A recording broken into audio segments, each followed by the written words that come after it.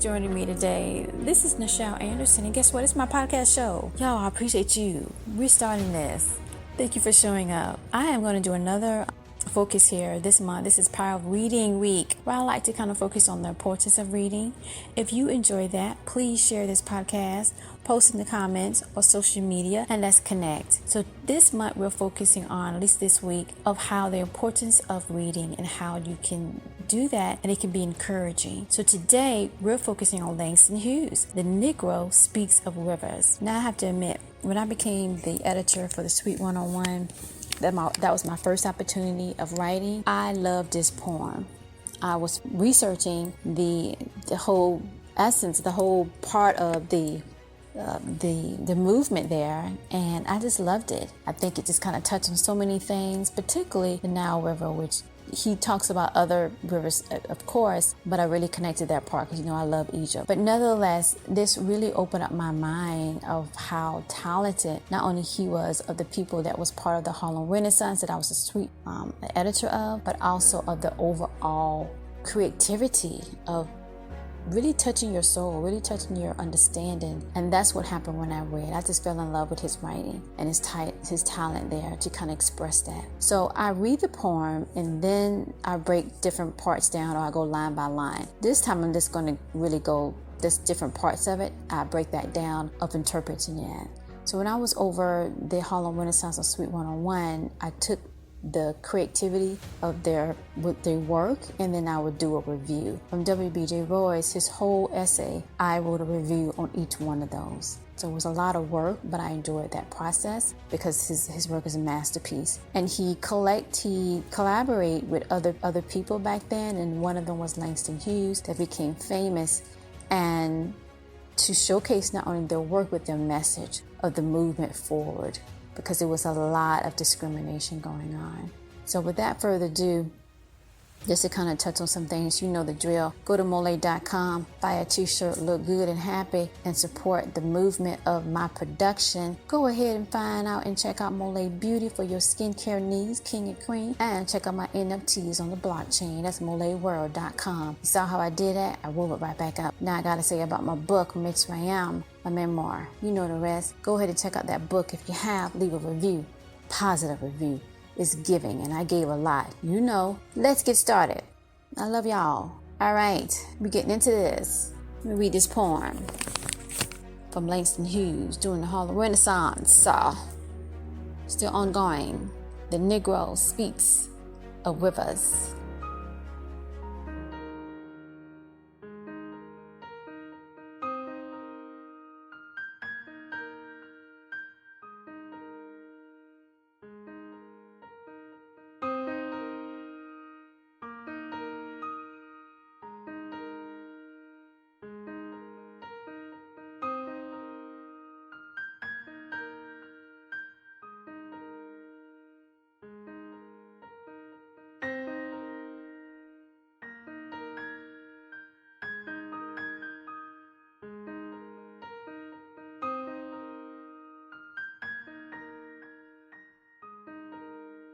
I've known rivers ancient as the world and older than the flow of my soul has grown deep like the rivers. I bathed in efforts when dawns were young.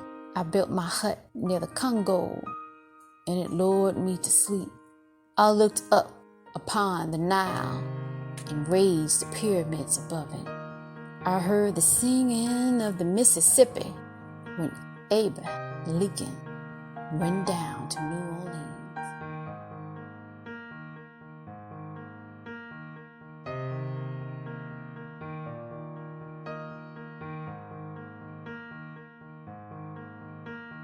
And I've seen its muddy bosom turn all golden in the sunset.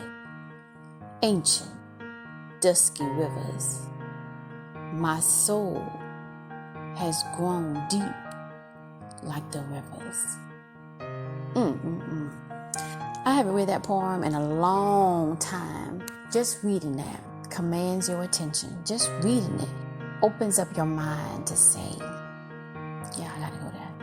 Not only that he's that talented, but he just opened up so many tombs. That last line, I'm going to jump ahead. My soul has grown deep like the rivers.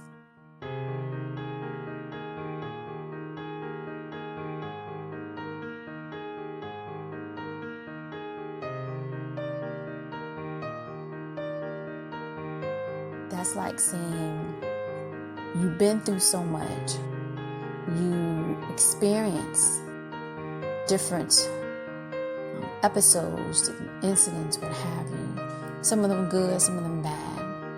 Of course, we remember the bad, but maybe not all. But nonetheless, and it's wisdom. That's what I get from this at the end of the day. And with that wisdom, I have self-respect to know my boundaries. Y'all, that just came through. See, I'm telling you, being a poet is different than a writer. I can just salute them because you have to condense what you want to say. You really want to get the mic, okay? AKA, I want to get the mic. I want to be able to go off. I want to be able to say this, all of that. You can't do it. You only got like, let me see, as they call it in rap, 16 bars or 8 bars. And you got to be able to say 4 or 5 words. It means something. So to me, the poetry, it's just so awesome. The line, he said, I looked upon the Nile and raised the pyramids above it. See, wisdom, experience. You've been through so much. You're going to take me through this? Let me tell you something. I already know the root of the root. Bring it. Now, it's not all to say that it was supposed to be in that retrospect, but it was to say that you're standing up and you have the mic and you are calm. You are calm with the reality that not only something done you wrong, maybe you got something done right, but you understand the both. You understand both sides, and you're good with that. You might not be, but I'm good with it. So when he said this line, I built my hut with the Congo, and it lured me to sleep. So that's like hard labor. That means you're putting in the effort. That means that I can have less, and that's a hut, but I have enough that I'm at peace. I am at peace, therefore I can sleep well. Can you? It's not to say that this was a poem to say, do you. It was an understanding to know where you came from, how you have evolved, how your soul, your spirit, your mind able to master the different things and become not only who you are, but you're comfortable with that. And you don't have to prove nothing. So the line says, I heard the singing of the Mississippi when Abe Lincoln went down in New Orleans, and I've seen it's muddy. So you know the history, and you know those that done things that they shouldn't have done. But nevertheless, that's what it is. But you still are aware of your own worth.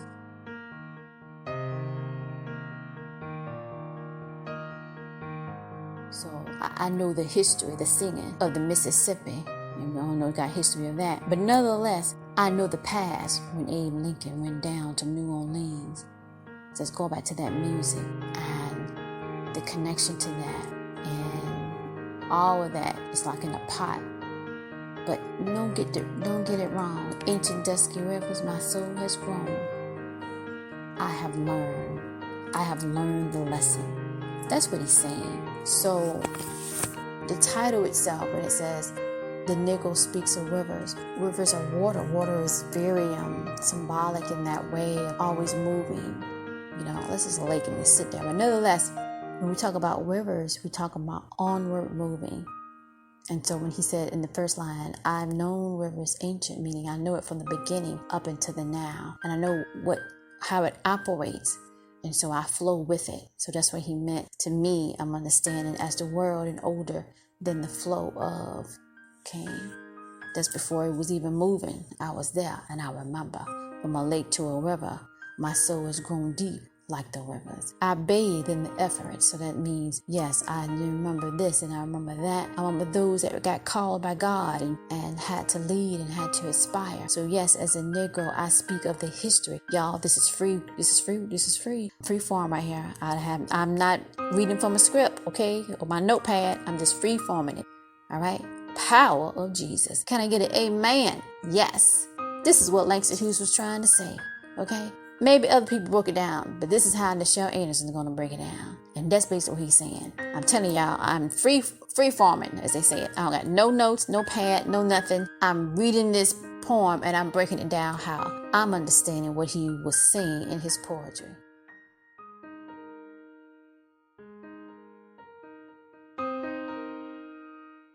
I built my hut near the Congo, and it lulled me to sleep. He's at peace. And I remember.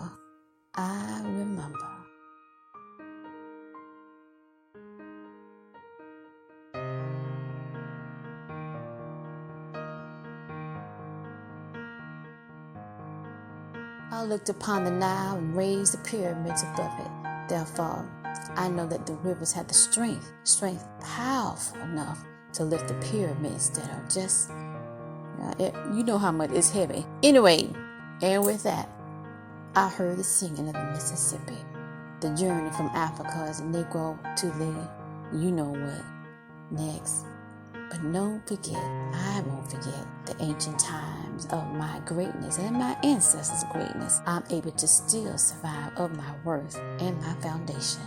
To be able to say, I know the rivers of time, and time led me to the now, and therefore I am appreciative of who I am. So when I built my hut, hear me, near the Congo, I was building my fortress to understand my foundation, my home, my territory, my blessing of who I am, which is somebody of worth that can speak of when the rivers before it flowed, I was there.